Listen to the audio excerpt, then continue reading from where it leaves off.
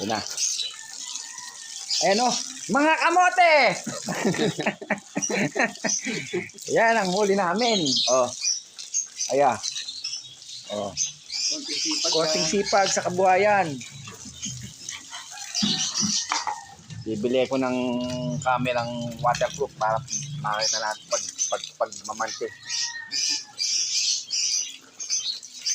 Magkakapi na. Pagkatapos ng tag-ulan, ayan, ako lalaki yun. Oh. Alam nyo, maliit yan. Uy.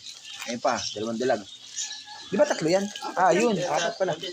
Ayan pa isa, oh. Ayan, apat yun. Ito yung dalawa. Ito na, pailalim.